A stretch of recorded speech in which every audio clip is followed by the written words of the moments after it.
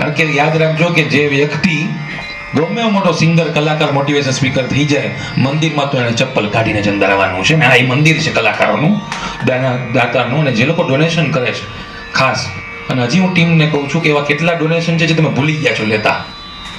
ટીમને પણ મજબૂત કરવાનું કહું છું. જેમાં અમે વાત કરતા હોય તો બાજુમાંથી કૂતરું નીકળી વયું જાય, અને આટલી બધી પબ્લિક બેઠી હોય બાજુમાં જ પૂરી શાક બનતા હોય. હવે એની સુગંધ આવતી હોય ને અમારે સમજાવવાનું હોય લોકોને કે દાન કેમ લેવું. પણ અત્યારે એસી હોલમાં આપણે બોલબાલા ચેરિટેબલ ટ્રસ્ટની વાત કરી છીએ. આ બધાએ હાથ તો પકડ્યો જ હશે, પણ ઉપરવાળાએ હાથ પકડ્યો છે એટલે આ બધાને મોકલા છે. બાકી મને એક હું ખાલી અનુભવ કીધું કે બધાને ખબર છે કોરોના ટાઈમમાં પણ અમિતાભ બચ્ચને જે કુલીમાં મૂકો વાગ્યો ને આખા દેશે પ્રાર્થના કરી હતી ને, એમ આ વ્યક્તિ જ્યારે કોરોનામાં સપડાણી હતી ત્યારે મને બરાબર યાદ છે કે આખા રાજકોટે પ્રાર્થના કરી હતી કે જયેશભાઈને કાંઈ થાય નહીં. જયેશભાઈનો ઋણાનુવાદનો કોઈ કાર્યક્રમ નથી, હું ઋણાનુવાદની વાત કરું છું, ત્યારે ઋણ ચૂકવવાની વાત છે.